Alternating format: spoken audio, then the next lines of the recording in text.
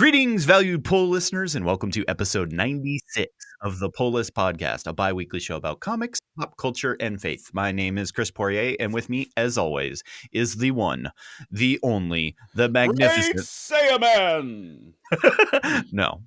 But it is Hector, Aw. and Hi. but he is here. Well, he's not here. He is there. He was here. Maybe we should have recorded the show then and just really confused people. But I thought about it, but you were busy we were standing in the same place at the same time for the first time in like 5 years.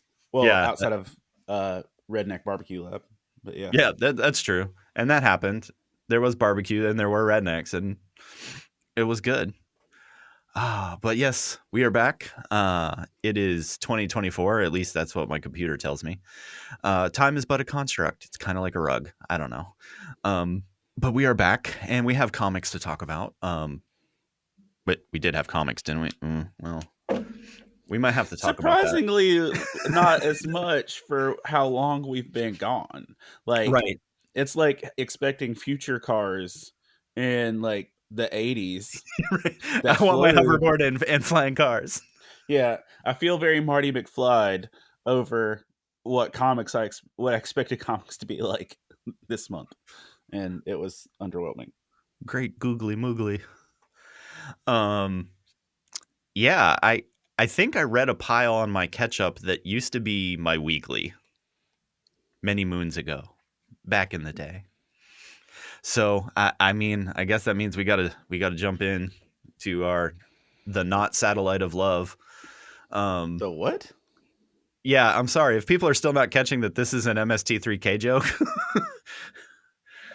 And the spaceship they're on is called the Satellite of Love because is it really? I don't think I ever noticed that.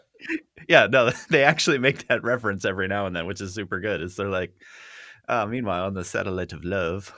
Yeah, it's been a hot minute, sir, since I've even acknowledged Mystery Science Theater 3000. Like, I appreciate that Felicia Day's on it, and I never. I'm a Misty, and I have not caught up in current continuity, so I am speaking from a Joel era. I watched a lot of it because I knew it was the artistic thing to do, not because I enjoyed it. That's not fair. Am I this pretentious in my 20s? Yes. I was like, let me dial this back because I don't genuinely care. I mean, I go back to Joel, but I'm definitely a Mike Nelson guy. So if I just lost a bunch of listeners, I'm not sorry. He was the guy that wrote most of Joel's stuff. Jeez. Anyway, so yeah, that means strap yourselves in and prepare yourselves for we've got Comic Sign. Better put the word out. Get ready for the nerd out. Better put specs on.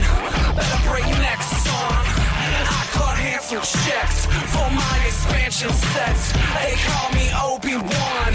Act like you know me, son. Yeah, see, we'll eventually be that good, but I'm gonna surprise you one day. I'm going to like buy a neon sign and just like pull the chain. Look like Michael Scott with his Duff Girl or whatever. On today's episode of the Poll List, we have a show for you. I don't know if it's great, wonderful, or other adjectives here, but it is the first of 2024. And we're going to hit the latest news that you need to know, our must-pull recommendations of what, made the list, and our favorite number ones, or again, the ones that made the list, and so much more. This is the Poll List Podcast.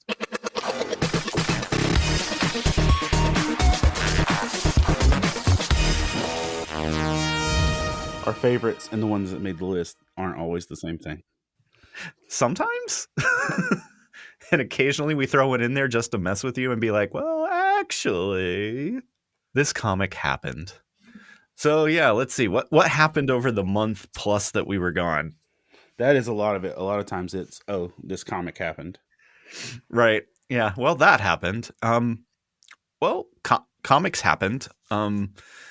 One of the biggest industry news things floated through while we were out because we were talking about it before we took the break. And that is IDW going to retain their TMNT, their Teenage Mutant Ninja Turtles license? And somehow by the grace of the comic book gods, they managed to get re-upped. and I'm just going to sit here with my shocked face because IDW's ship has literally been sinking, and I I guess the You assume powers. that comics have polydeities. Oh, There could be a singular print, but go on. it's Mephisto. It's always Mephisto. He's like, I will give them more IP. Um. So yeah, turtles are chilling, and I guess IDW gets a new lease on life at least in 2024 until they don't.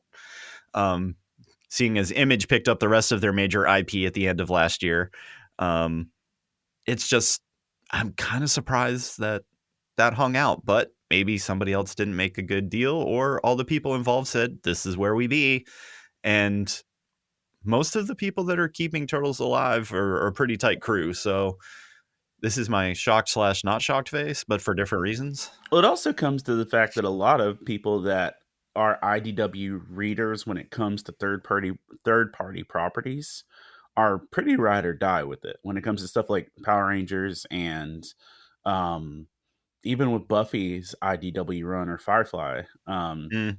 Some people just like say, "Listen, I don't know if I'm ever going to get another chance at this property, so I'm hanging on."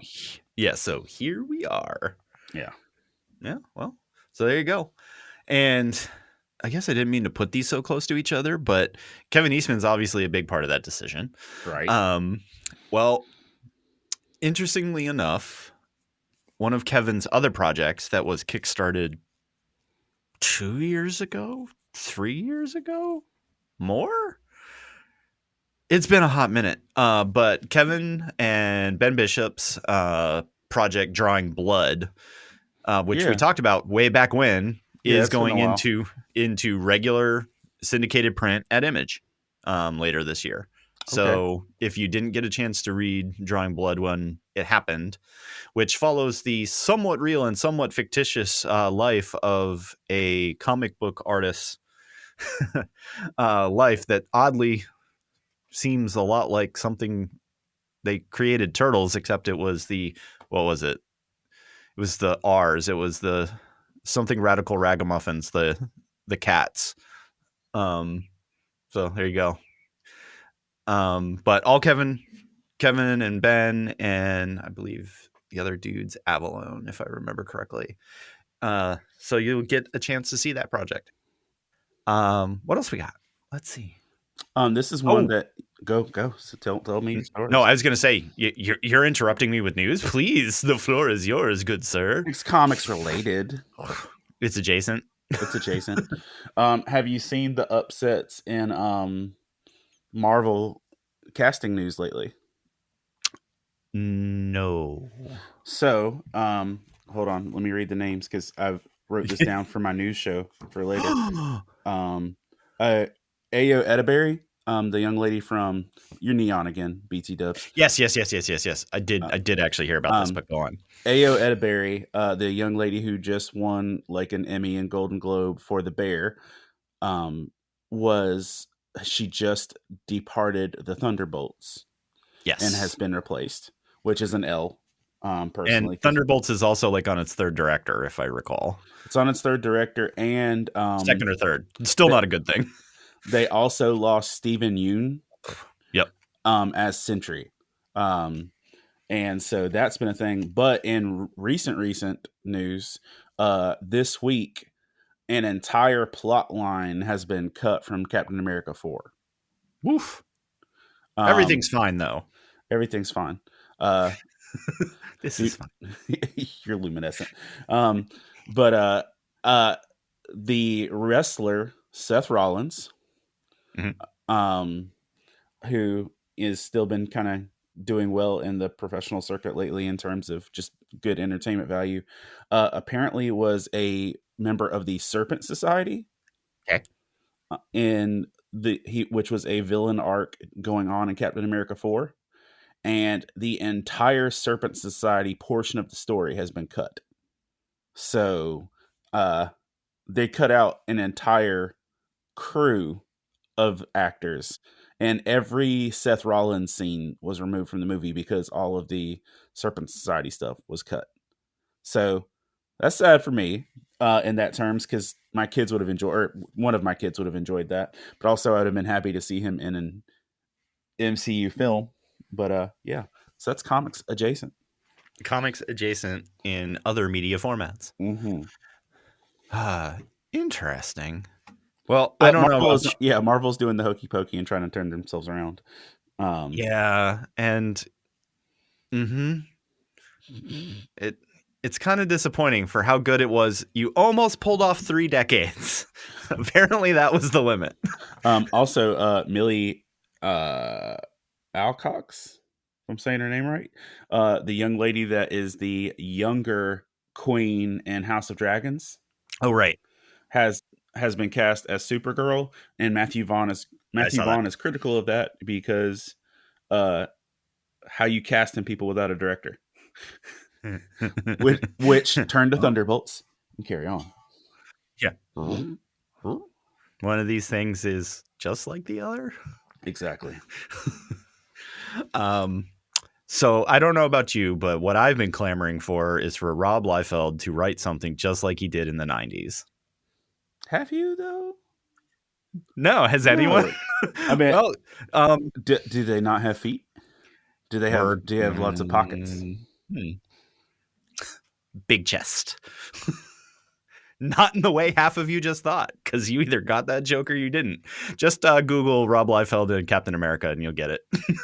My dude had miner's lung or something.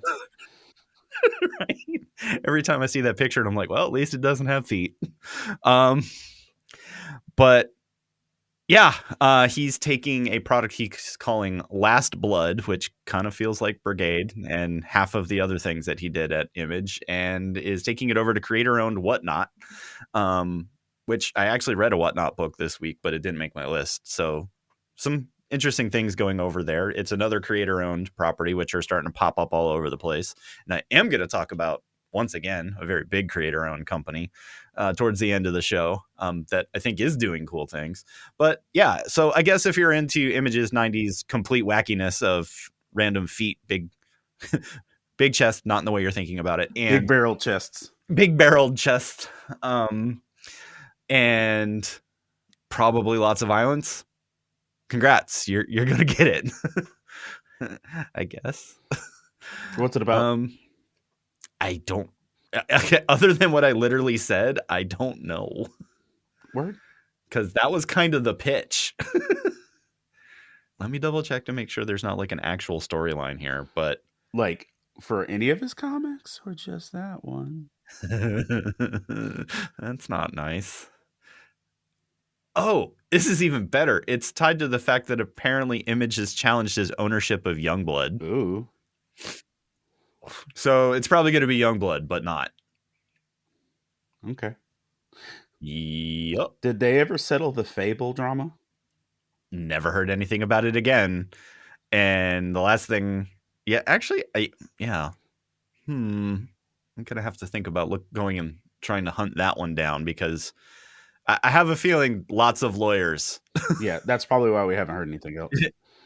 Is the short answer to that one, that declaring public domain is not how public domain works. Declare. But we already did a show about we already did it. And our editing team did so great with the nailed it, killed it. So my last bit of industry actual news, and this is interesting to me, and we can have a discussion about it, because I have to preface this with, I've only been casually reading Batman because I've just not been into it, and have been a little concerned about its kind of randomness and its very 1990s feel, which I get has an audience, but I also am very much so in the reality over here of that's not a lot of people. Right. You either loved all of the New 52 or you hated it. And the current vibe has that vibe, and sometime in the middle of last week, so in current time, towards the end of January, the Batman group editor resigned. Didn't get fired, resigned. To basically zero reasoning, no statements on either side, and just rumors of where he's probably going. And Chris isn't saying that those two things might be related, but I have a feeling that there is an editorial disagreement on direction currently that DC is trying to keep to themselves. What could you be saying, Chris? I don't know. just just saying that I went from Batman was probably the best thing I've been reading for a very long time next to Daredevil, and both of those books made choices in the last couple of months. Choices were in fact made. Yep. So yeah, Ben Abernathy was his name if you didn't know. I did not know. And I don't think the current editors rumor- get enough yeah, love. you don't no, and he was technically a group editor, which means technically He had the whole family and detective. Yeah, he might have had the entire slate, which would make sense that any of the Bat books would fall under the Bat group at DC, the Bat group. But it is rumored Skybound might be the beneficiary of that resignation. And I'm assuming that allows a lot more creativity than. I think Robert Kirkman would absolutely tell you it does. I think that's probably his sale pitch on everything. Okay. So that happened. But I suppose kind of transitioning into our comics, we have to once again have this conversation of what the heck is going on?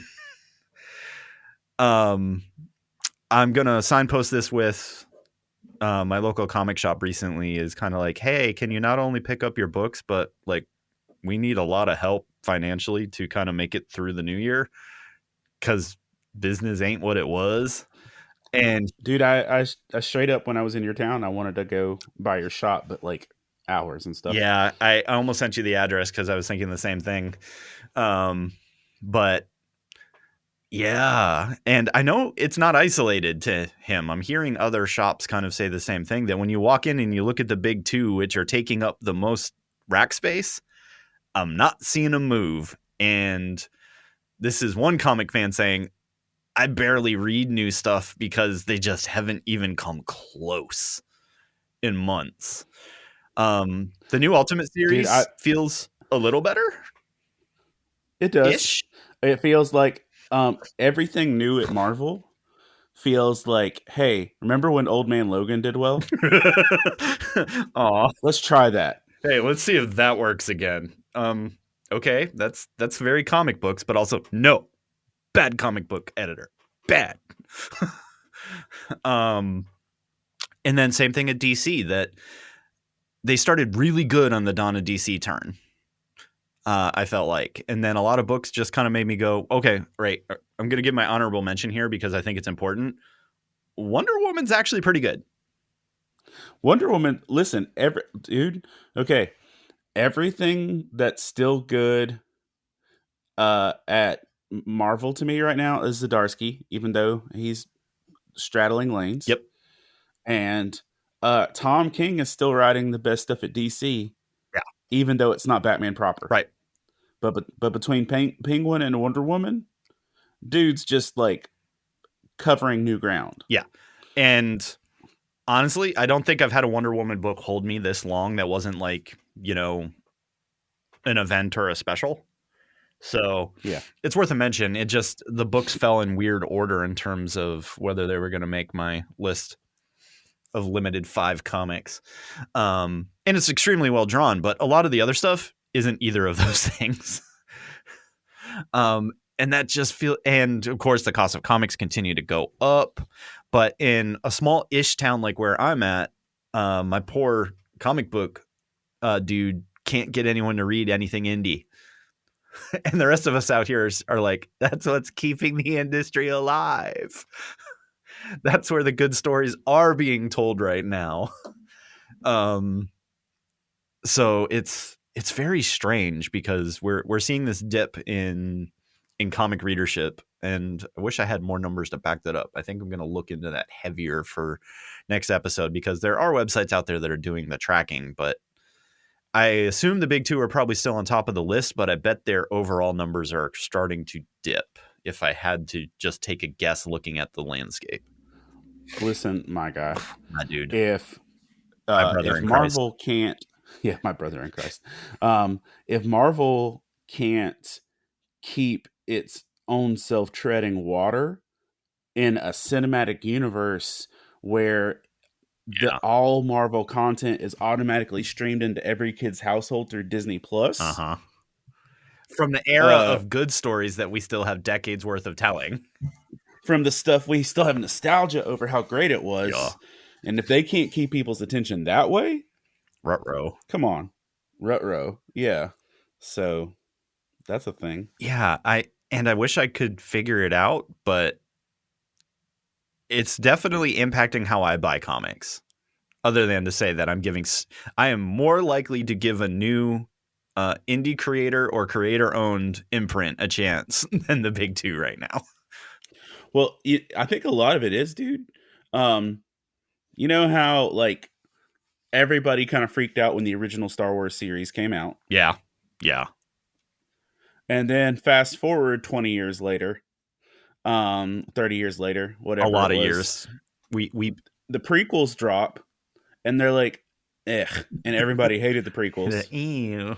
What happened? And then it took the point where we had to get like another 20 years past the prequels for people to start appreciating them. I think we've officially hit the point of saturation where no matter what we drop right now, it's not going to be appreciated, and people aren't going to start appreciating this stuff again until they've had some time away from it. That could be. Because because like you said, because of Disney Plus and other things, you were certainly getting more than enough of it. And then poor DC's over there like, hey, we released a movie over Christmas, remember? Oops. Aquaman 2 came out like an awkward family dinner in the middle of a divorce. Ooh. Like, listen, kids, I know you don't want to have Christmas dinner at whoever's house, but we have to because that's what the judge said. That's what Aquaman 2 felt like. Here's Black Manta again. No, you know what it was? Here's Randall Park. Yeah. Oh. It's like, wait, why does Randall Park, who is like still MCU canon, showing up as an awkward scientist in / protagonist in Aquaman 2? Like, main character energy. Like, the same reason that, you know, in Blue Beetle, Harvey Guillen played the most racially stereotypical Hispanic scientist sidekick. Like, are y'all just like throwing darts at an ethnicity board and hoping we ignore character? Ooh. God bless you and your family. As he sips his coffee. So yeah, comics is still a really weird space, but there's still lots of really good stories being told. So we continue to be torn kind of down the middle, but that's why we want to talk about it and talk honestly. And you know, that's the kind of stuff we're going to bring to you during the news. I think some bitterness might have set in over the holidays, man. Ooh. Have we met? Yeah, so that's what you need to know, at least for now. That's our bi-weekly look at the industry and delivering you the insider knowledge. As always, you can join in on the conversation on the Love Thy Nerd Discord, the Love Thy Nerd Facebook community, or, you know, send smoke signals to Hector, because eventually he'll become really Discord fluent. And I have looked at and responded to everything that's tagged me. I'm going to need everyone to add us and validate that. We're going to need the fact check. At me, and I will respond to you. And hey, and on Comics News, by our next episode, I'll have comics. Say it's not so. Gasp. So yeah, tell us what you liked, what you hated, or if Hector's actually answering his virtual messages. I'm doing it. Or probably all the things that we missed, including digital messages, because I probably missed some this time around. I'm just going to be, so tell us about some comic books that you read over the last month or so and why they didn't suck. Hopefully. Mystique's entire backstory changed. Isn't all X-Men's backstory changed at this point, seeing as it's the only thing different. X-Men wants to talk about? This is different. Ew. Yeah, hit me. What you got? Okay. So we are pulling from our entire break series, and I'm Yes. gonna dip back and forth. I'm gonna do with most recent. Some of mine ended up recent-ish, but Yeah, most recently is Penguin number 6. It's the beginning of a new Penguin arc. ah, is he still randomly Um, killing people with great violence and pithy quotes? yes, but in a different time era. Oh, ooh, This is basically Penguin Year One. Tom King, you rascal! You rapscallion. Like, what was this one called? An Unimportant Man, Part One.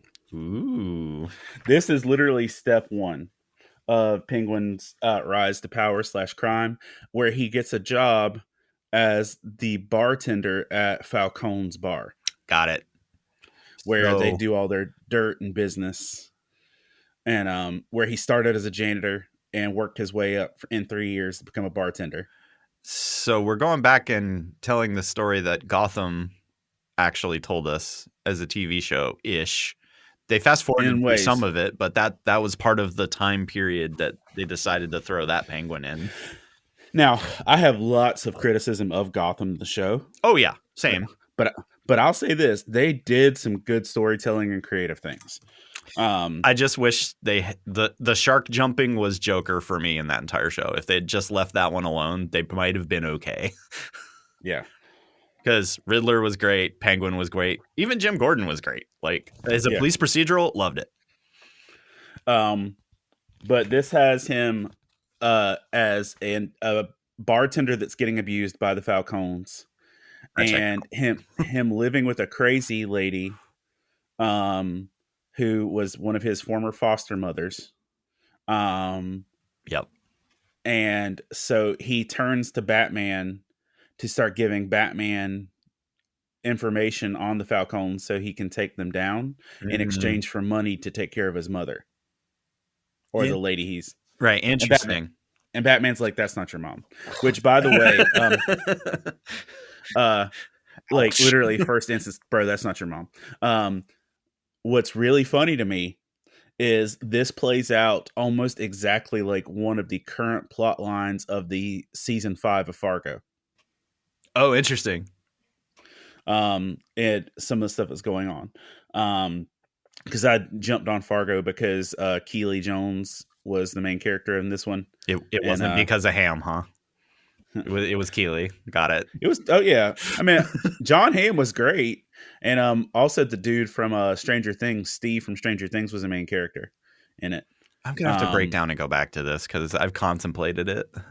Dude, I watched all 5 seasons since our break. And Fargo was a delight as a series, but especially season 3, man. But anyway, this matches up with Fargo season 5 in terms of storytelling, but the this whole issue focuses around Penguin just basically playing Batman and the Falcons to do the dirty work. He had Batman eliminate the entire Falcone family so he could rise up. That's dope. And I don't want to spoil it, but the ending regarding the mom that he has through the whole issue, like, further cements that Tom King is better at writing villains than we are at imagining villains. I think I'm cool with that. Yeah, me too. I mean, because here's the thing: I one of the things I loved most about Tom's writing is that he makes heroes better. Yes, The double dates with Clark and Lois that was and great. Selena and That's Bruce. still one of my favorite books, like ever. Wonder Woman and Batman trapped in another dimension and actually having to have integrity in their intimacy. Yeah, that was wild. Batman and the Unjust Judge. The story with that. He makes our heroes better, but in the same breath, he makes our villains way scarier. He makes them real, which I think is what makes them scary. That Riddler book in One Bad Day. That was going to be the one I was just thinking about.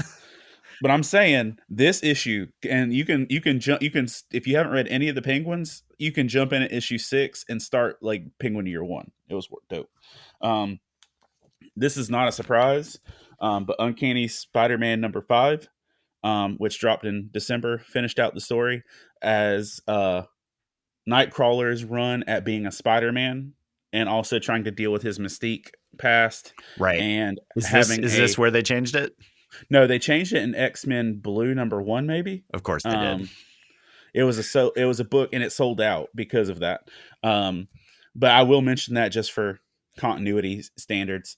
But and by the way, I'm just going to go ahead and lay this out here. This is a 5-issue run. This is the whole thing. And I'm going to say this. This is one of the best packaged and presented complete stories I've read from Marvel in forever. In terms of, this was fun, this was entertaining. 5 issues deep, I didn't regret a single one. Oh, so re-editing, there was one good thing at the big 2, maybe 2 if we're counting Penguin. Yeah. So, Ultimate Spider-Man or Uncanny Spider-Man was dope. And like Nightcrawler Spider-Man was enough, but they played enough things. There's enough hopefulness that this was just a refreshing Nightcrawler book, especially coming out of all the stuff that we were having on Krakoa. That being said, let me look in my Kindle app to tell you what that was, because I had to buy it on Kindle because I couldn't buy it in a store. Womp womp. Womp womp. And but it's one of the last things I bought. It is, yeah, I was right. X-Men Origins Blue #1. And this changed Mystique's entire canon. Not just the origin story of Nightcrawler. I remember reading back in the early 2000s when they officially established that Mystique was Nightcrawler's mom, and that his dad was Azazel or some red demon, person. That his dad was a demon mutant thing, and his mom was Mystique.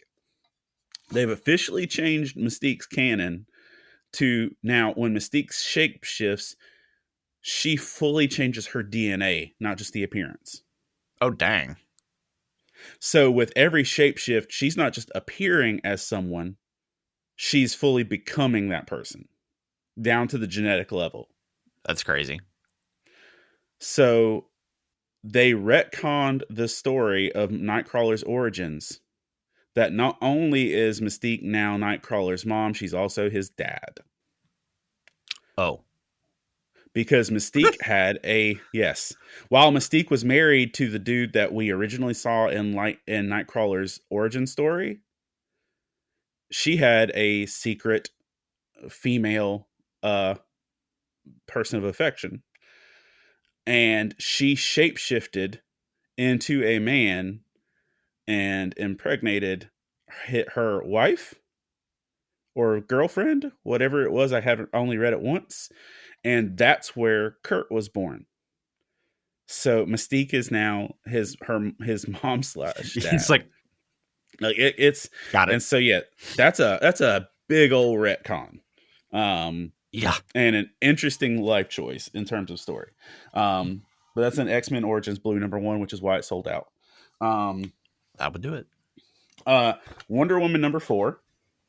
Yep. Now this is not the most current Wonder Woman. There's a 5, and 5 is her recruiting or trying not to. Her 5 is her trying to get all the Wonder Girls to stay out of the fight, while the bad guys are recruiting all the bad guys. Yep. To specifically take down Wonder Woman. Yep. Spoiler alert, didn't end that way. Yeah. But it was still a good issue. Yes. Issue 4 was the better issue. It's the better issue of like the whole month of November, or December. Is Wonder Woman spending a whole issue with a Make-A-Wish kid. Yep. They have some conversations about identity and love and religious values and things like that might make some people uneasy, or it might challenge the people or uncomfortable. But watching Wonder Woman spend a whole issue with a Make-A-Wish kid while the world's trying to tear her apart. Right, when she has her own problems was pretty interesting. But she has her own problems, and she's choosing to spend the whole day with a Make-A-Wish kid, and even the parents are douches and are upset. But like, this left me in tears as I'm reading it, and good on you. If you make me cry with a comic book, God bless you and your family. You did. And it did. And then for my hot con uh not confrontational. What's the word? We're gonna argue about it. Um, She-Hulk or Daredevil #5, uh, which features a statuesque drawn She-Hulk parading Matt Murdock all over New York, overeating A lot. a lot. Like where she's just dragging him from food place to food place, eating mountains of ramen, all these things. And like as you're reading this, like the first thing I was like, that's a little unlike She-Hulk. And then the longer the issue goes on, you're like, what? This is either the worst written She-Hulk or something's wrong. And then we get to the trope of where this storyline has been going in these 5 issues, is that yet another demon has possessed one of Matt Murdock's associates. Like Elektra got possessed, Ben Urich got possessed, and now She-Hulk gets possessed. And what it turns out is Matt is being pursued by the 7 deadly sins. And Yes. And so the 7 deadly sins are infiltrating the lives of Matt Murdock. I already saw this life. anime. What? Sorry. But again, Daredevil defeats this demon with quoting scripture and having a big splash page about how he's a man of God. Now, this has some of the better writing of this 5-issue arc so far, but it's still not the best. Chris said that the art is a borderline bad Adam Hughes for She-Hulk. I mean, I understand. I was on this is the worst She-Hulk story I've ever read until the end. And even then I was still like, I don't like it. And I think it's because like they decided to do Iron Beach version She-Hulk on top of that. And yeah, again, this is the 1990s again thing that I've been talking about even over at DC, that this entire book has been you've pulled me straight out of like a really kind of heavy story to what is happening. Well, and I do think that giving you the beach version of She-Hulk, when it's actually the spirit of gluttony. Yeah. Like, what does gluttony want? It wants all the food, but it wants to be super hot. And so I felt like that was a good dynamic. But I get why it felt wonky in that capacity. But looking at it through the lens of what the twist was, it was fun. Plus, I love Daredevil and She-Hulk together. It's Mephisto. It's Mephisto. Bro, it will be. And you know it. It's going to be Mephisto. Please tell me what you read and sort of enjoyed.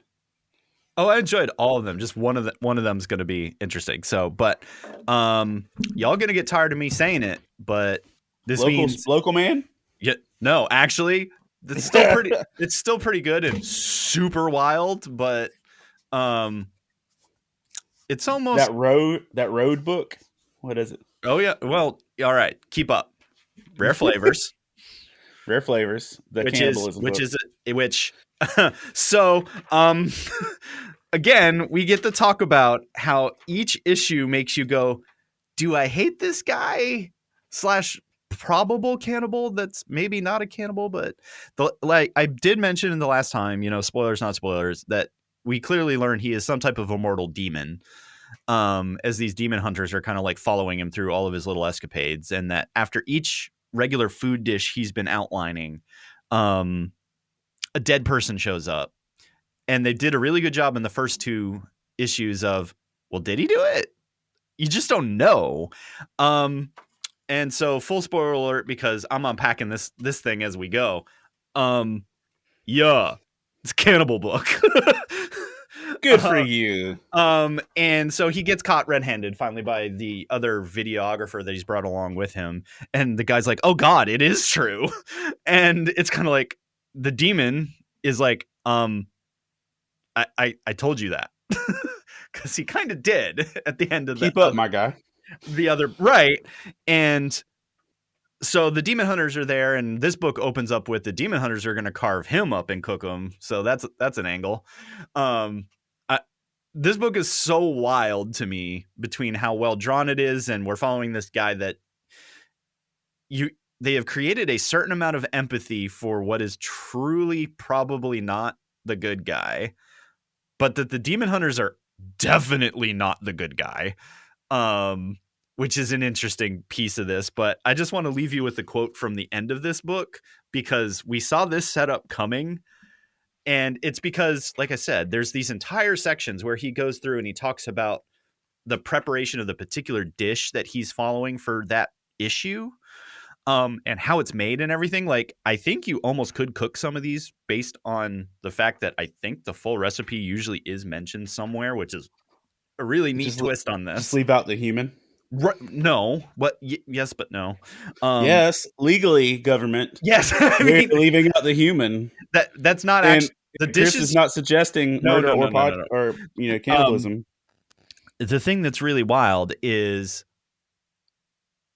I don't think these things are designed to swap the quote unquote meat out of the dishes. I think the dishes truly are appreciated for what they're supposed to be by the demon. But if you go back and look at all three issues, when he talks about the dish, he talks about the particular chef that came up with it.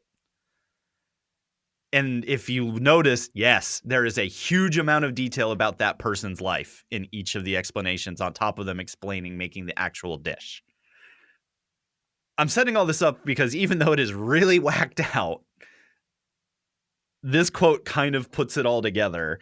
And he's like, no. He's like, you're supposed to listen to me. It's like, you're trying to make it seem like I'm some kind of evil demon. And it's like, yeah.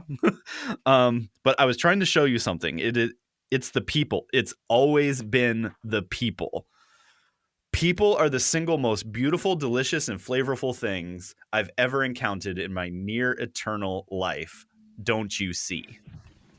And it's like, I am now fully uncomfortable, and you have successfully literally walked that past us for 2.5 issues, making us question whether the thing we thought it was truly was the thing it was. It's truly the thing we thought it was, but there's 3 more books in this, which tells me there is more to where this is going.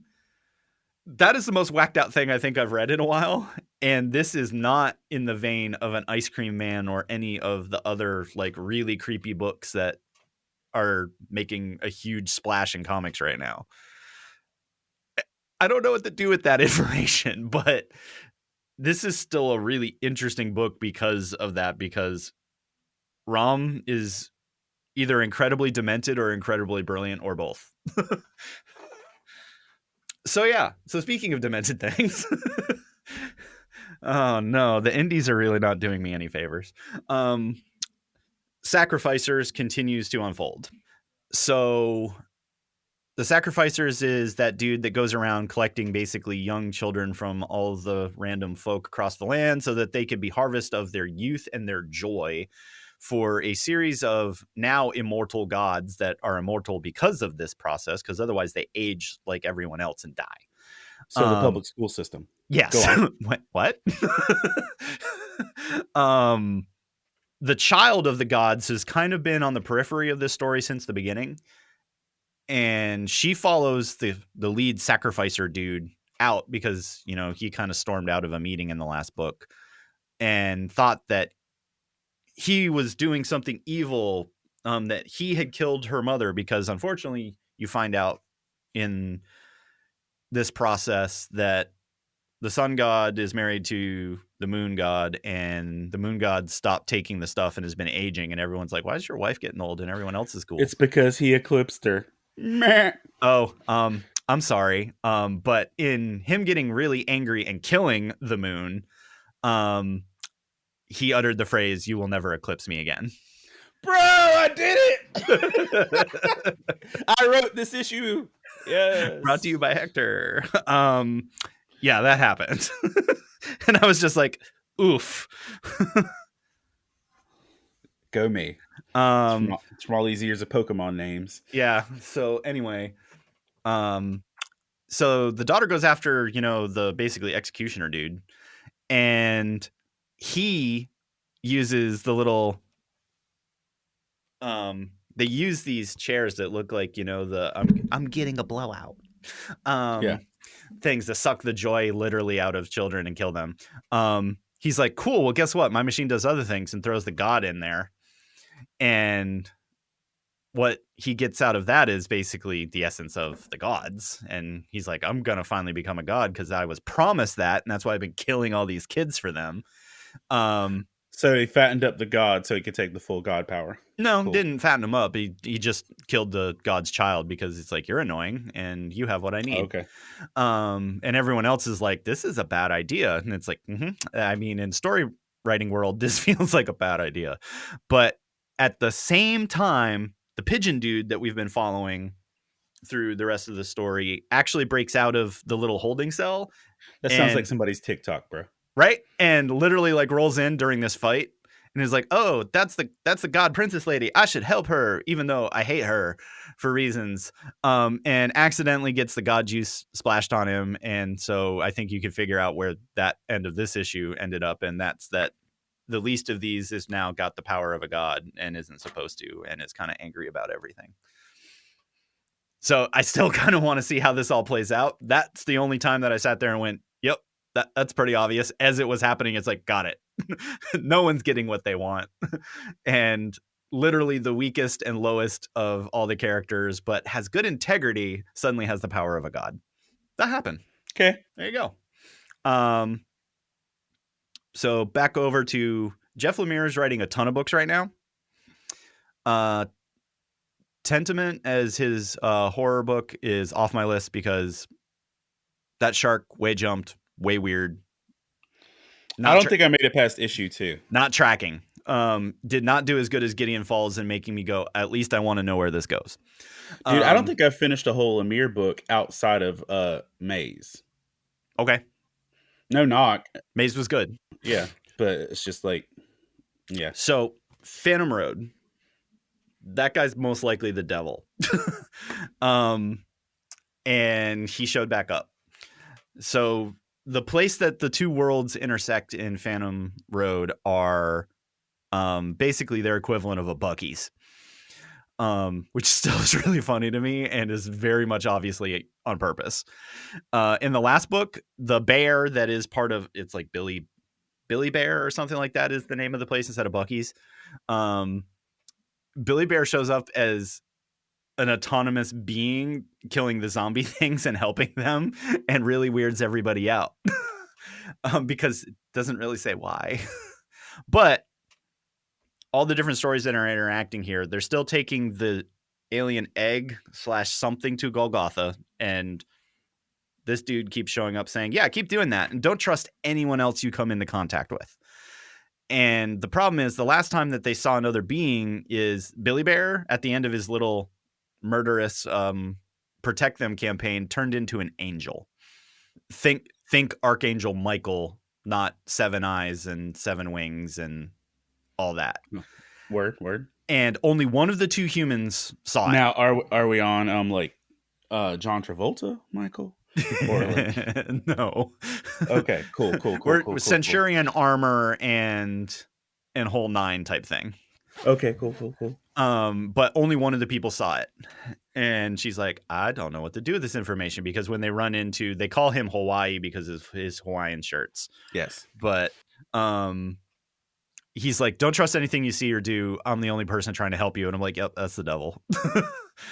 Right. That, and go when on. the trucker go on theology. Right. The trucker like threatens him once, and he just looks at him and he's like, you're gonna not want to do that ever again.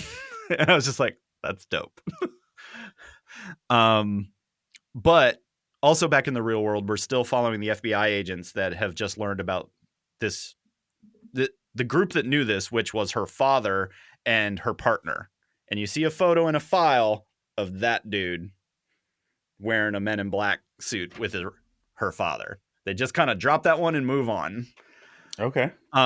So there are so many things going on here, and I have no idea where any of them are going. And that's why I'm like, okay, Jeff, you land this, because it's either going to be fantastic or it's going to crash and die. Yep. And that's what I'm most worried about right now, is because either that's going to be a wow, that was really good, or it's going to be like, ooh, all the right stuff made it into the pot, and nope. And my final one's It's like in the Pokemon games when you throw a bunch of ingredients in the pot, right. and then it like does it shake, shake, shake, and then it's like dubious food. That and Zelda. Yeah, I Yeah. was gonna say Zelda is the other one. It'll be like, And Link looks like he's gonna chuck. Yeah. right. It's exactly that. That's how we know. My fourth is really easy. Star Wars Thrawn Alliances. I saw that drop. How So was the it? reason I'm not going to spend a lot of time here is this is literally a graphic retelling of the book by the same name. It's sitting on my shelf. Somebody brought it to me the other day. But that said, Zahn is writing it with Hauser. So Zahn obviously wrote it, so he should know a thing or two. But Jodie Hauser is also really good, so she nerdy. It's well drawn. So if you want to see that story, in not movie, but in cool colors and everything, Over this the actually, next 9 years, yeah, as they tell it. it doesn't look like it's going to take that long. Okay. This is honest and pretty dope. So if Nice. you love the Thrawn like I do, this is actually one of the cooler stories. Somehow Thrawn returned. Yeah, no. There's always a reason Thrawn returned. But what this is a current story that actually flashes back to when Thrawn meets Anakin. And that's why it's called Alliances, is because it starts with the Emperor being like, hey, Vader, I need you to go with Grand Admiral here to take care of this thing on a planet. And so the debate is this an underhanded move of the Emperor to tell Thrawn and Vader that he knows both of their pasts? And also whether the two of them will admit that they've realized that obviously Vader / Anakin knows, but Thrawn's basically like, I know who you are, bro. Because Thrawn's like, you fight the same way as there's lots of comments throughout this entire story that will come up where Thrawn's like, you fight like somebody I know. Vader's like, no. But it's actually a really good story. It's also a Padme story, which gives lots of credit to how Padme actually can be if written well. Hit me with that new shiny number one. So yeah, we're still doing a show here. Keep up. Sorry. Oh my! I was gonna draw a Diglett coming out of a toilet. I was gonna say what's popping. Check my Insta feed; it'll be there. But it will happen. It will happen. I did Moon Man number one solely because it was written by Kid Cudi, and I was interested to see what a rapper had to say in this capacity, because most rap comic books end up being here's how I'm a rapper and saving the world, not a superhero story. And if you go to the not a superhero story. Well, like no offense, but like DMX or DMC's book was like, hey, how can I be a rapper and a superhero? Like, I wanted to see if it was going to be something different. Which, by the way, turn your neon down. I can't. But he says at the back of the book, which, by the way, because Chris had his Muggle moment with this. I had a big Muggle moment on this one. Okay. Because the front of the book says Kid Cudi presents Moon Man. And then he's like, but he didn't write it. Somebody else wrote it. Kid Cudi's government name is Scott Muscudi. Which but look, man, I still stick with if you slap presents on it, it usually means it's only inspired by. Yeah, and I get that. But he says at the back of the book, I muggled out bad on that one. Yeah, because he wanted to like use his government name for writing, not his rap name. But it says Moon Man is a character for the people. Yes. I wanted to make a hero that represented all that was good in the world and followed a man on a journey of self-discovery. When I was a kid reading comics, I used to dream of one day that I could make my own hero, my own world, and I'm finally living another childhood dream. Now, Moon Man is yours. He is your hero for the people, for the planet, for the universe. and it's giving you a setup of a universe and a space mishap, a dude who ends up with some powers. I mean, it's there. What I'll say is this: there's nothing new here. Yeah. It there's nothing new here, but it's differently packaged, and you can tell it's being written by somebody that's not just like trying to give you another thing. I feel like there's some heart and originality to it, and given the fact this is coming from a musician slash rapper slash actor, if you call that's what he did in Bill and Ted 3, um, you know, And this one almost made my list because it's also beautifully drawn. it is beautifully drawn. And there was a Netflix series that looks like Into the Spider-Verse, Yes. and he's one of the people behind that. That was what I think propelled me to read this. I don't hate it. I would more likely pick this up in trade than I would in uh single issues, but That we'll might be see. fair. That because the whole thing of them like clearly they work for, an Elon The Musk or a Bezos space. See, the problem is they're like everybody hates you, and I'm sitting here like, well, which one? Oh, it's funny. I don't know. Not sure if you're aware of this. Like Janice was the name of a Two-Face Roman whole God. yeah, but there was a whole Batman story arc Because around Janice. But Janice currently in real world time, is the name of a company that works with military fleets. that checks out, and also not surprised. So like as I'm reading this, I'm like, these are the people that like do all the behind the scenes stuff for the Navy and the Air Force and stuff. Yeah. And so it's just like, okay, you're gonna get shot. I am familiar with the Janus group. Okay. um, but anyway, they were in space, and the whole premise is they come back apparently, and it's because something happened. All of them are missing 7 minutes of their life, but they're like, everything's cool, except he has superpowers now. And wears some kind of funky spacesuit to hide his identity. And you only get like a 3-second glimpse into him being a hero, but Yeah, the release is at the reveal is at the end, such that it were. all right, what's your number one? My number one is a cheat, but I will take it. You either get that or you don't. We installed that light switch so you can turn the lights on and off, not have a rave.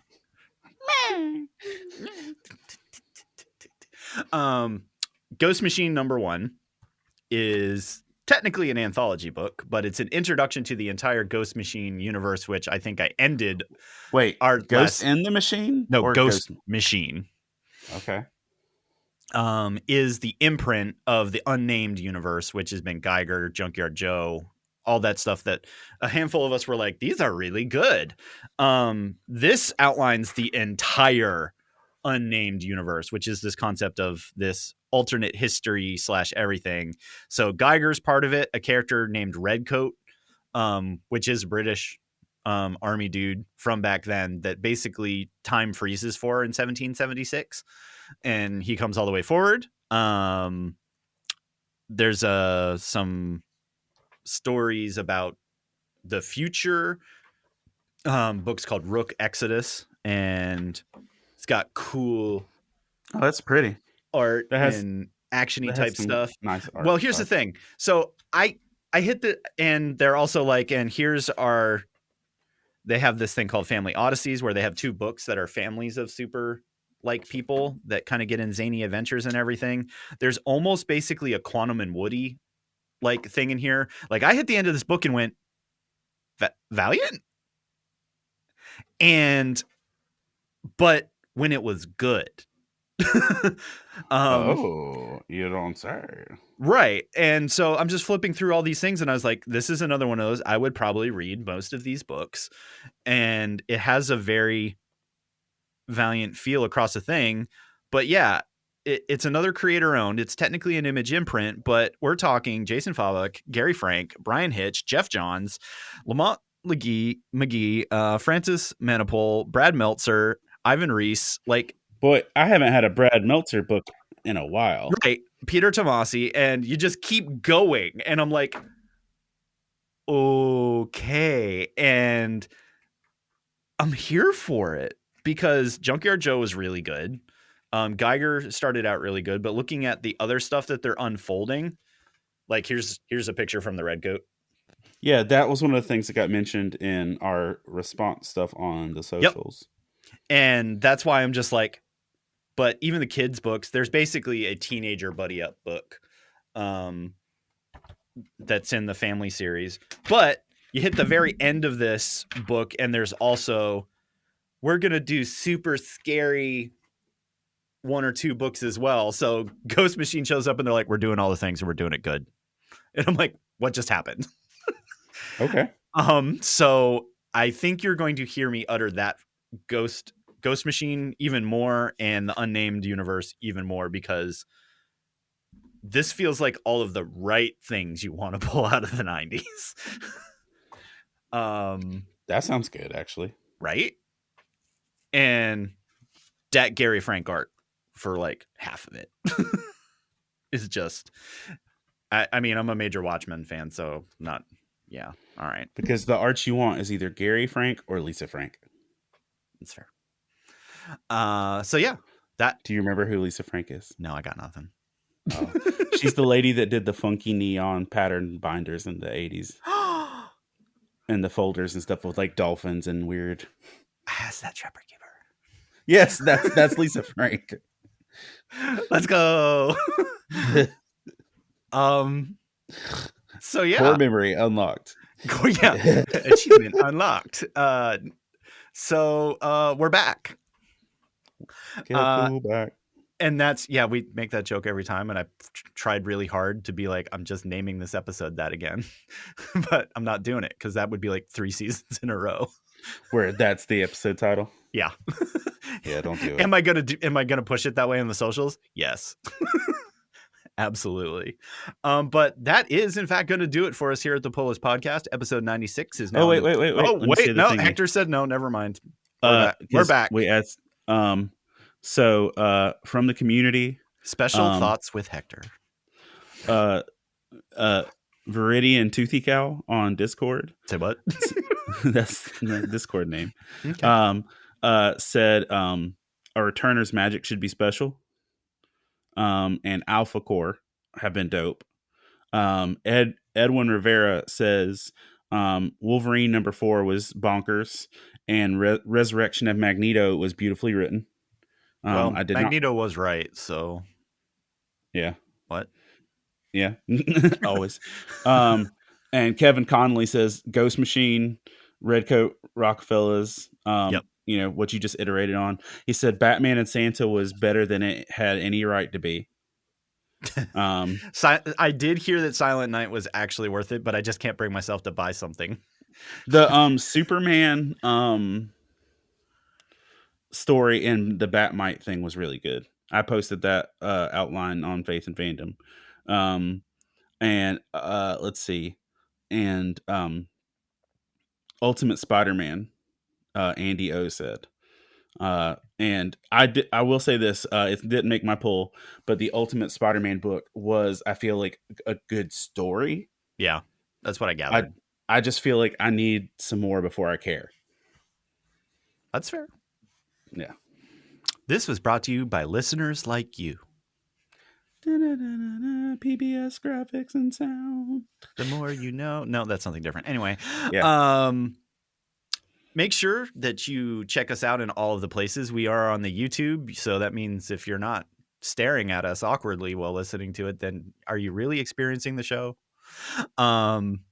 But it's true. If you didn't see me kick my foot on my desk and try not to say words, you missed it. Yeah, you missed it. But as many of you know, we do not take this epic journey of nerdy stuff and podcasts alone. We do so along with all the other shows at and on the Love Thy Nerd Podcast Network, which is, well, 2/3 Hector at this point, but it's still awesome. And we have lots of other friends doing other cool stuff over there. So you want to see stuff about role-playing games, or Matt talking about random nerdy things, or Hector talking about quite literally all of the things, just in different formats. All the things. You should jump on over there. The next episode has a rapper. We don't have rappers, man. Yeah. So be sure to visit lovethynerd.com for more information, previous episodes, and maybe you'll find you something new and cool to listen to and or watch. And as always, in the new year of 2024 of our Lord, Hector and I want to thank you for choosing us as your primary comic book knowledge factory on the mostly near weekly. Well, it's bi-weekly, and we do pretty good about that now. 5 years in, we finally did it. Hey, it's because we have great support. Yeah, we do. So don't leave us hanging. Rate, review the show on your podcasting app of choice. We're on iTunes, Spotify, Stitcher Radio, probably a bunch of other places too, because we are slowly taking over the internet 1 hour of comic book nerdiness at a time. So thanks for listening. And remember, kids, read more comics. I'm gonna take all 7 continents as a game of risk. The master of epic duel.